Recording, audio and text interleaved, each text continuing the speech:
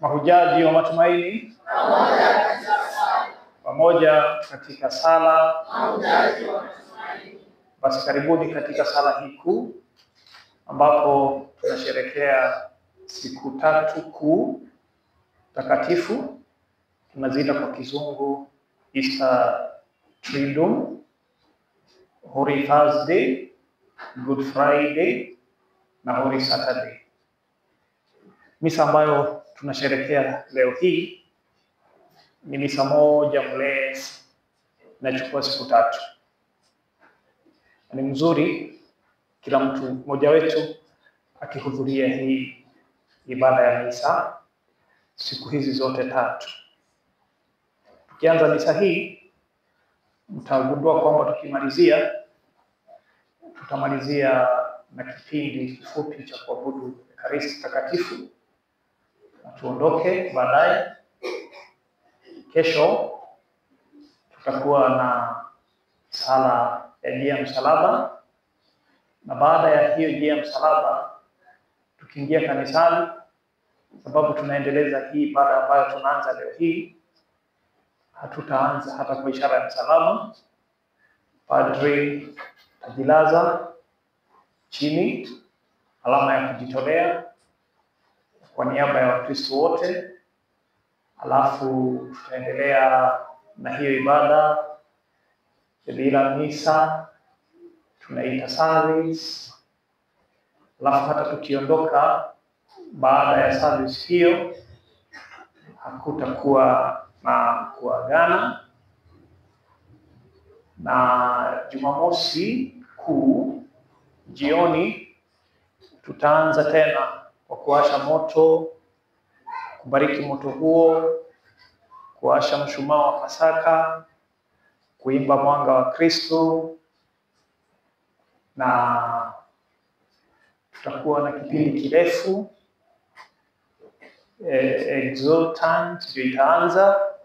Tutasomewa masomo mengi yanayohusu wokovu wa binadamu, hasa kupitia wokovu ambao tumepata kwa Yesu Kristo. Tutakuwa na kipindi pia cha kubariki maji na kufanya upya ahadi zetu za ubatizo. Tunapanga pia tubatize wengine wetu. Alafu misa hiyo ikikamilika, tutakuwa tumeingia tayari kipindi cha Pasaka, ambapo tunasherehekea ushindi kupitia ufufuko wa Bwana wetu Yesu Kristo. Ibada ya leo kawaida, hii ni ibada ambayo inatukumbusha karamu aliyoandalia wanafunzi wake Yesu, baadaye akasalitiwa. Tunaomba tusikuwe wasaliti sisi ambao tumealikwa na Yesu katika meza hii ya neno na Ekaristi Takatifu. Tulianza asubuhi kwa ibada na maaskofu wetu, mapadre wote, tukiunganika pamoja kuombea jimbo letu na Wakristo wetu wote, kusherehekea upadri, na tukawa na sherehe kuu siku ambayo Kristo alitawaza mapadri wa kwanza 12. Alafu tukabarikiwa mafuta, tuko nayo kwa wingi, kupaka wagonjwa ili wapone, mafuta ya kupaka wakatekumeni wapokelewe katika kanisa na imani, mafuta ya kupaka wale ambao wanabatizwa wanapewa kipaimara, hivyo hivyo, ili sote tusimame imara kama makuhani, kama manabii na taifa la wafalme.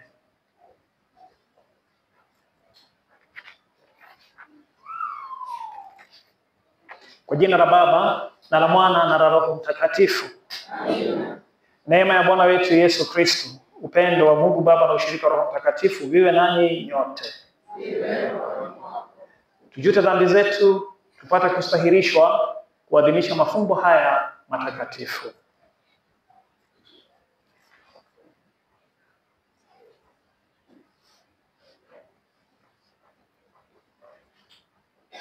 Namuungamia Mungu Baba Mwenyezi, nani ndugu zangu, kwani nimekosa mno kwa mawazo, kwa maneno, kwa vitendo na kwa kutotimiza wajibu. Nimekosa nimekosa sana. Ndio maana namuomba Maria mwenye heri, bikira daima, malaika na watakatifu wote, nanyi ndugu zangu, niombeeni kwa Bwana Mungu wetu. Mwenyezi atuhurumie, atusamehe dhambi zetu na atufikishe kwenye uzima wa milele. Amen.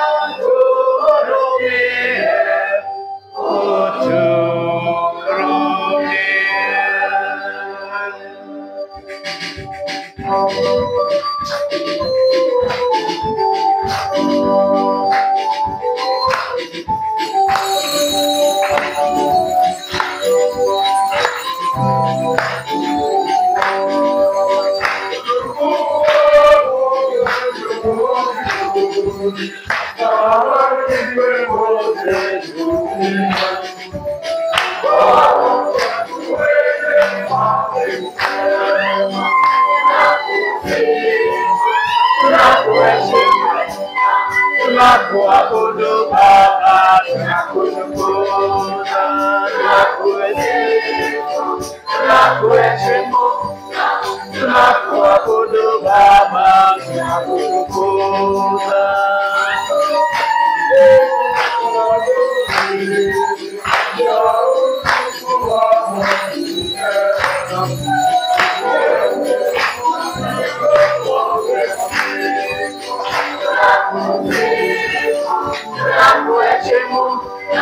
Tunakuabudu Baba, tunakutukuza, tunakusifu, tunakuheshimu, tunakuabudu Baba, tunakutukuza.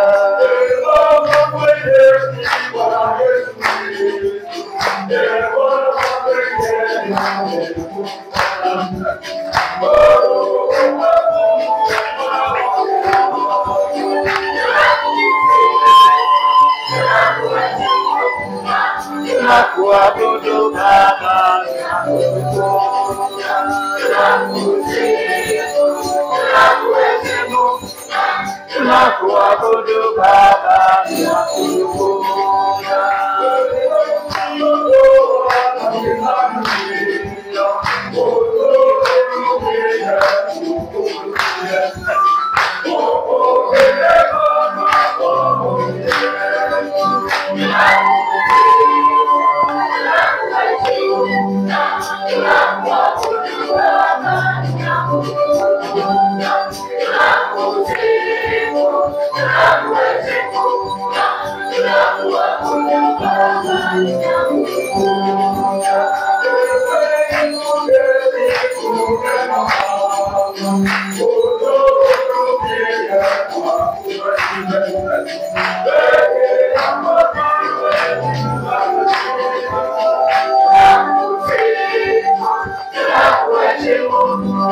Tunakuabudu Baba, tunakutukuza, tunakusifu, tunakuheshimu, tunakuabudu Baba, tunakutukuza.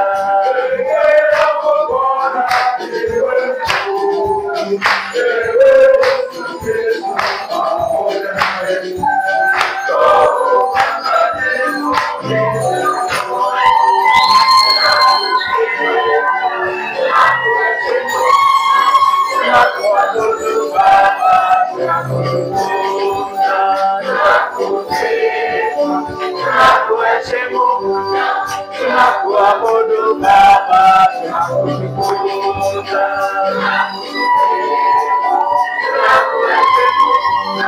Tunakuabudu Baba, tunakutukuza. Tuombe. E Mungu, tumekusanyika ili kuadhimisha karamu takatifu sana, ambapo mwanao kabla ya kutolewa afe alikabidhi kanisa kwa karne zote sadaka mpya na kalamu ya upendo wake. Tunakuomba utujalie tupate kuchota katika fumbo hili kuu utimilifu wa mapendo na uzima, kwa njia ya Bwana wetu Yesu Kristo mwanao, anayeishi na kutawala nawe katika umoja wa Roho Mtakatifu, Mungu daima na milele. Amina.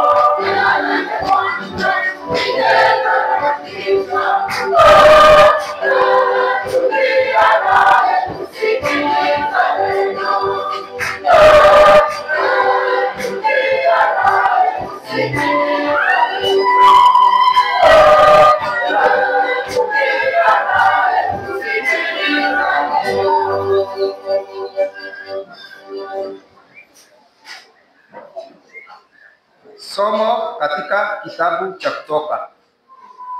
Siku zile Bwana alisema na Musa na Haruni katika nchi ya Misri, akiwaambia, mwezi huu utakuwa kwenu mwanzo wa miezi, mtaufanya kuwa mwezi wa kwanza wa mwaka. Semeni na mkutano wote wa Israeli, mkawaambie, siku ya 10 ya mwezi huu, kila mtu atoe mwana-kondoo jamaa kwa jamaa, mwana-kondoo mmoja kwa kila nyumba moja. Kama jamaa ina watu wachache wasioweza kumaliza mwana-kondoo, mtu ashirikiane na jirani yake aliye karibu na nyumba yake, kwa kadri ya hesabu ya watu. Mtapima kadri awezayo kula kila mtu, kwa kujua hesabu ya watu watakao kula mwana-kondoo. Mnyama atakuwa asiye na kilema, dume wa mwaka mmoja. Mtamchagua kati ya kondoo au mbuzi. Mtaweka mpaka siku ya 14 ya mwezi huu. Hapo watu wote wa mkutano wa Israeli watamchinja saa za jioni. Watachukua damu yake na kupaka juu ya miimo miwili na kisigiti cha mlango wa nyumba watakaomulia. Usiku huo huo italiwa nyama hiyo imeokwa kwa moto. Italiwa pamoja na mikate isiyotiwa chachu na mboga chungu. Mtamula hivi: viuno vyema vimefungwa, mmevaa viatu vyenu miguuni, fimbo zenu mkononi. Mtakula kwa haraka. Hii ndiyo Pasaka ya Bwana.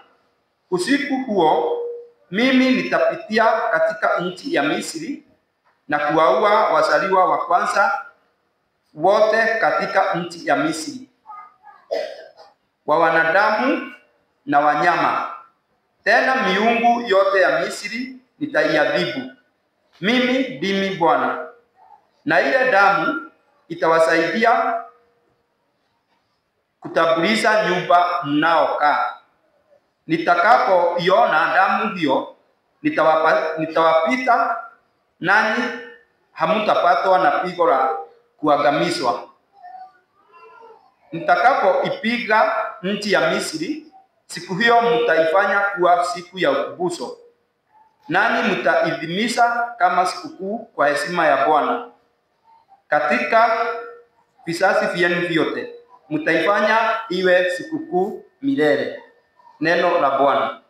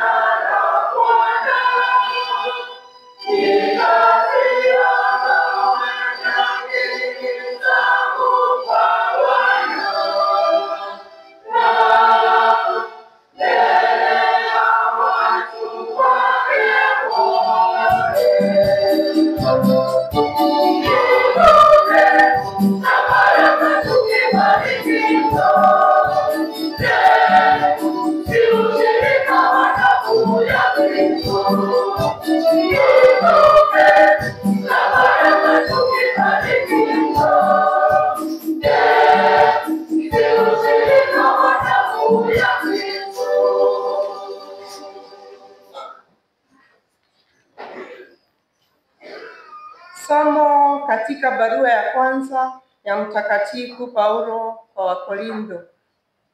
Ndugu zangu, niliyowakabidhi ninyi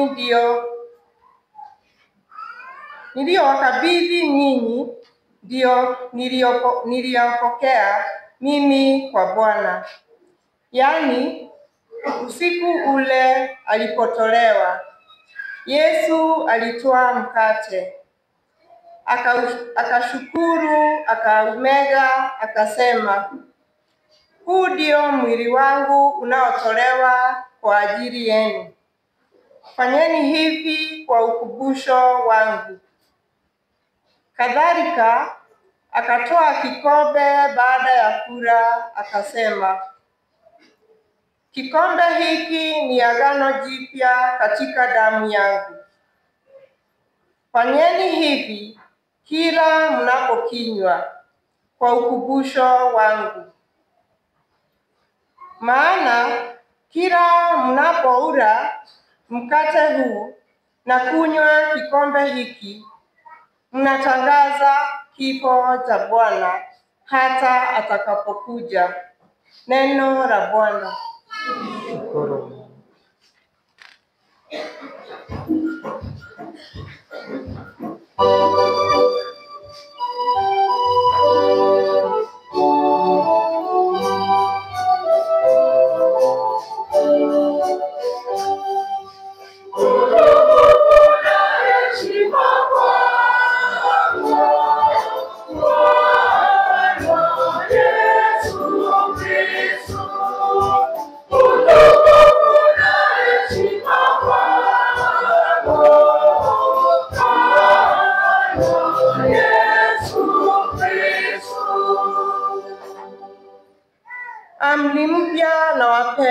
asema Bwana.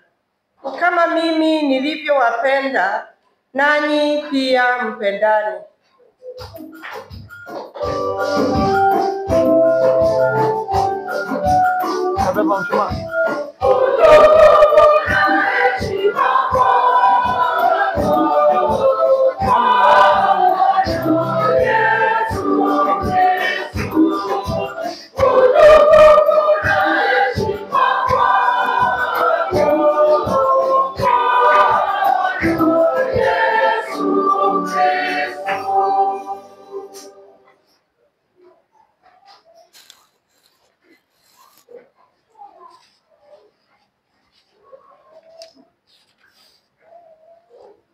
Bwana awe nanyi.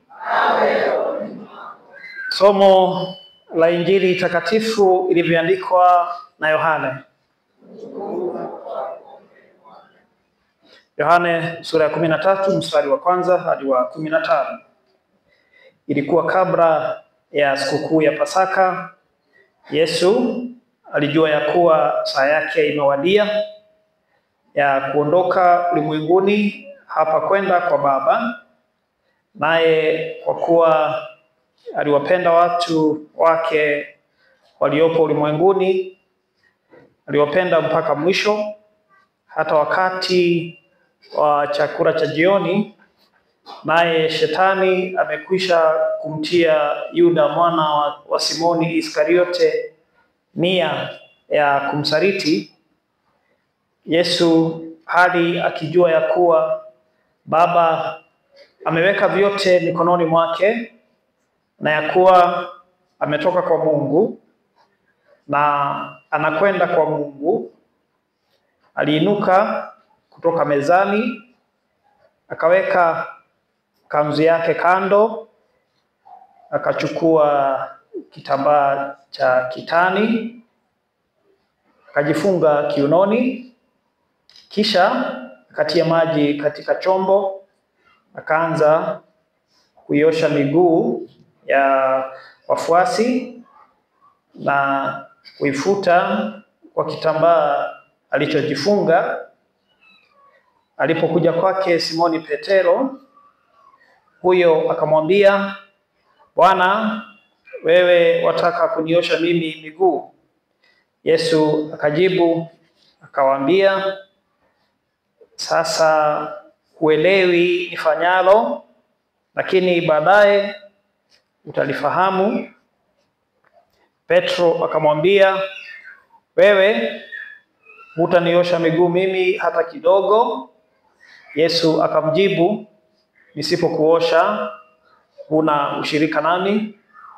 Simoni Petro akamwambia, Bwana, si miguu yangu tu, hata na mikono na kichwa. Yesu akamwambia, aliyekwisha oga hana haja ya kunawa isipokuwa miguu, bali yusafi mwili wote. Nanyi mmekuwa safi, lakini si nyote, kwa maana alimjua atakayemsaliti. Ndiyo maana alisema, si nyote mlio safi. Baada ya kuwaosha miguu, alivaa tena nguo zake, akaketi mezani, akawaambia, je, mmeelewa hayo niliyowatendea? Mwaniita mwalimu na Bwana, tena kwa haki, maana ni hivyo. Basi kama mimi niliye Bwana na mwalimu nimewaosha miguu, imewapasa ninyi pia kuoshana miguu. Kwa maana nimewapa mfano, ili nanyi mtende kama mimi nilivyowatendea. Ndugu na dada katika Kristo, hii ndio habari njema ya wokovu wetu. Sifa kwako, Kristo.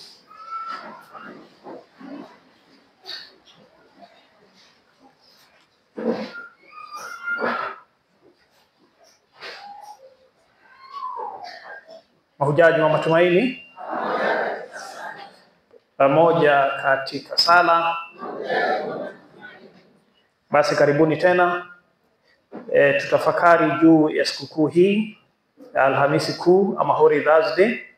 Na tulisema pale mwanzo tulianza na ibada ya misa asubuhi na maaskofu wetu wote na mapadri wote pale our headquarters Holy Family Minor Basilica. Na huwa tunaita Minor Basilica kwa sababu Major Basilica iko Roma. Katika misa ile tulikuwa tunafundishwa bado mambo ya huduma, unyenyekevu na upendo, na maneno hayo yanaendelezwa leo hii katika misa hii ya jioni. Na asanteni kwa kuja kwa wingi. Imani yetu inadhihirishwa kwa uwepo wetu nyakati kama hizi za usiku.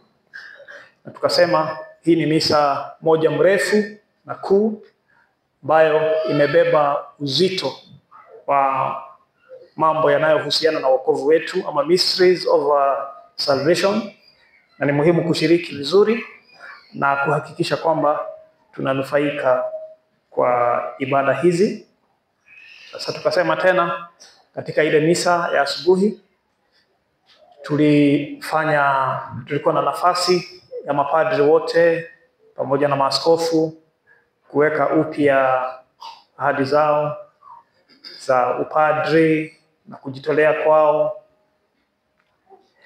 na ni vizuri tukikumbuka kwamba mapadri na watu huwa wameitwa kutoka kwa jamii ama familia. Upikiwa tu hivi na wanadamu, lakini wanatawazwa, hata tunapakwa mafuta, na mafuta hayo yanatukumbusha kwamba huwa tunapokea neema za Roho Mtakatifu, na hata yakivutika huwa yanaingia katika nafsi zetu. Ndiposa padri anakuwa na hizo nguvu kila wakati za kuwekelea watu mikono, kubariki na hata kuadhimisha ibada takatifu ya misa. Na ibada ambazo tunashiriki ni kwa ajili ya wokovu wetu. Kila misa tunayosoma hapa na kuadhimisha ni kwa ajili ya wokovu wetu sote. Na ndio maana inafika hata mahali tunasema salini ili sadaka hii yangu na yenu.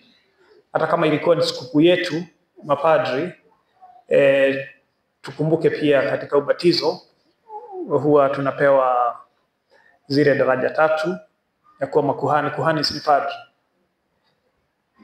Tuwe na uhuru wa kushiriki ibada hizi, kuwa manabii. Manabii wanatangaza hata hivi neno la Mungu na wema wa Bwana, na pia kuwa wafalme. Wafalme kazi yao ni kutawala, na ufalme wa Mungu umetukaribia na ni wetu sote, wazazi kwa watoto, wakubwa kwa wadogo, wake kwa waume. Mungu ni wetu sote. Baadaye tukawa na kipindi cha kubariki mafuta. Hayo mafuta ni muhimu tukijikumbusha, huwa ni aina tatu ya wakatekumeni, yale ambayo yanapakwa kwenye kifua, na mara kwa mara tunasema yanapakwa kwenye kifua kwa sababu kwenye kifua kuna delicate organs, na ukipakwa hapa kama vile askari huvalia shield, hayo mafuta yanatupatia nini? Shield ama protection. Na vipaji vya Roho Mtakatifu, tukitembea kifua mbele tunaongozwa na Roho wa Mungu bila kuogopa na kuzalisha matunda, na matunda ya Roho Mtakatifu ni mengi ukitumia hizo zawadi ama vipaji vya Roho Mtakatifu, na tunafanya wana wa Mungu na wa kanisa. Kuna mafuta mengine ambayo tunayaita ya mpako wa magonjwa, na si mafuta ya kuua ama ya kuzidikisha mtu afe. Hata ukisikiza ile formula ambayo padre anatumia anapopaka mgonjwa na kumpaka mafuta, yanaashiria kwamba mgonjwa anaombewa msamaha wa dhambi zote, anaombewa pia uponyaji roho na mwili, alafu anaombewa ashike imani vizuri, awe na matumaini, tuko katika jubilei ya matumaini, na awe pia na upendo.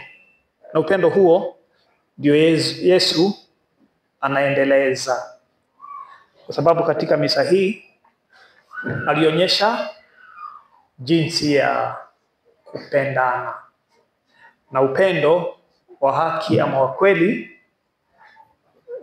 si ule ambao unaelezea, lakini ni ule unaonyesha. Ndio maana Yesu akimalizia anasema nimeonyesha nini? Mfano. Nimeonyesha mfano, kama vile nilivyopenda wanafunzi wangu nikawaosha, nikaonyesha hali ya huduma, hata nyinyi mhudumiane. Mnapohudumia wenzetu, we say often, service to God's people is service to God himself. Sasa huyu anayeosha wanafunzi wake, na sisi ni wanafunzi wa Kristo wote, aliwaosha wote 12 mpaka yule ambaye alimsaliti baadaye. Katika misa zote huwa tunaoshwa sote. Ukitubu kila mtu anasamehewa. Tunaoshwa pia nyoyo zetu, tunaoshwa zile tabia ambazo tumepika ambazo si nzuri. Na tunasoma nyakati hizo ilikuwa ni kazi ya watumishi kuosha nani? Wakubwa wao. Lakini huyu ni mwalimu, ni Bwana, anafundisha kila mtu ana uwezo wa kutoa nini? Huduma. Kuna mambo ambayo anafanya, anainama, anaenda chini. Hiyo ni ishara ya unyenyekevu. Greatness is said to be, greatness dresses or wears humility. Ili ukuwe great, lazima uongozwe na unyenyekevu. Kwa hivyo Kristo anatuonyesha upendo, upiga magoti, unyenyekea. Kuna tribes zingine kama za Waganda, wake hunyenyekea na wanainama chini. Hapa watu wanainama. Kuna njia nyingi za kuinama. Ni ishara tu ya heshima na unyenyekevu. True love kneels down. Hata sisi kwa sababu tunampenda Mungu, huwa hata tunapiga magoti, ishara ya unyenyekevu. We go down on our knees. Our Lord went down on his knees. Alipoenda chini, alihudumu. True love serves. True love serves. Wale ambao wanapendana hata kule kwenye boma zetu, wana serve each other. Wana serve each other. Na wanapo serve, hawaangalii, upendo hauangalii status. Hauangalii status kwa sababu hauna kiburi. Love is not pride. It's not directed by pride. Ukiwa na pride, huwezi penda vizuri. So, Kristo akanyenyekea, akatoa huduma, na akaosha wote. Na hao wote ni wale alikuwa na nia ya kuwaokoa kutoka zamani. Tumesikia kwenye somo la kwanza kwamba Bwana Mungu aliokoa wana wa Israeli kutoka nini? Utumwa wa Misri. Na ili awaokoe, kila familia ilitoa nini? Sadaka ya mwana kondoo, wakamwaga damu, na damu iliyobaki wakaweka wapi? Kwenye milango yao. Na malaika wa Mungu alipokuja kuwaua wazaliwa wa kwanza wa Misri, wale waliokuwa wamepaka damu wakaokolewa. Kwa tunasema the precious blood redeems us. Na ni hiyo damu ambayo tunapokea hapa, ni huyo mwili ambao tunapokea hapa. Ukipokea kupitia kwa kinywa chako ni kana kwamba unajipaka damu ya Kristo, unajipaka Kristo mwenyewe, ili hata shetani anashindwa kukaribia na maovu yake. Kwa hivyo ni muhimu tukiendelea kupokea, lakini tukipokea kwamba tunahakikisha tumejitayarisha vizuri, tusijichanganye. Sasa tunasoma mambo na upendo, tunasoma mambo na huduma, na tunasoma mambo na kurishwa, na tukarishwa sote, na hata hapa tunarishwa sote. Lakini alienda chini ili aoshe wanafunzi, na tukasema kuoshwa ni mzuri, hata kuoga ni mzuri. Kina mama wanaelewa haya mambo vizuri. Si kina mama mnaweza oga kwa siku mara ngapi? Wengine wanasema mara tatu kama dawa, asubuhi saa 7 na jioni. Kuoga ni mzuri, na maji siku hizi ni mingi, na kila mahali usafi sinafaa kuwa namba 1. Juzi nilisoma hadithi, kuna mama mmoja alikuwa anafanya kazi hospitalini, alikuwa anaitwa Maria. Alikuwa busy sana, anaosha kwenye meza za matibabu, kule watu wanadungiwa shindano, kule operations rooms, kule kina mama wanajaliwa watoto, anaosha kwa floor, anaosha kila mahali.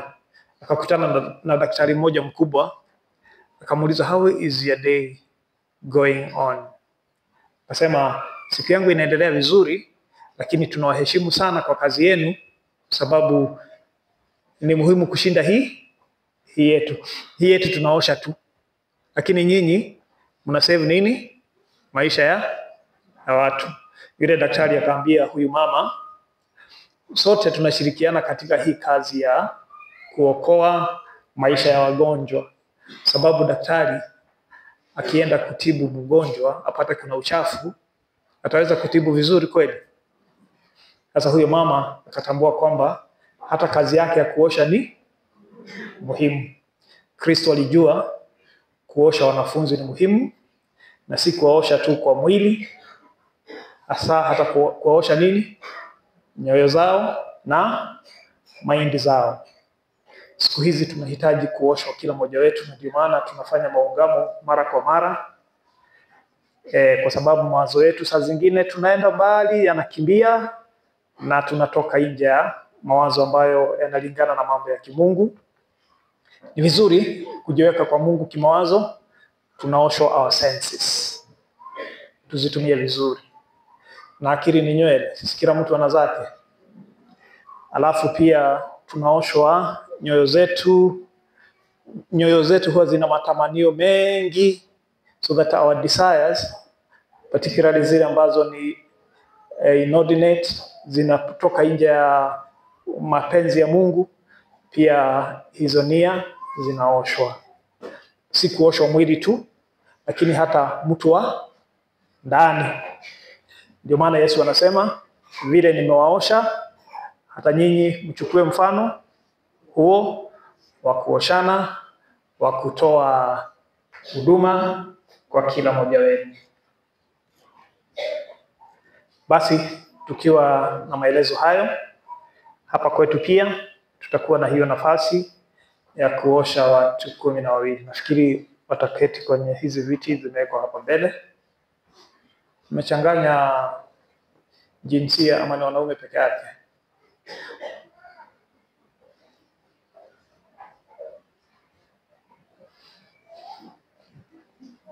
Watakuja hapa mbele, na kama tulivyosema pale mwanzo, katika misa hii ya Alhamisi huwa tunakumbuka pia Yesu ni karamu ya mwisho, karamu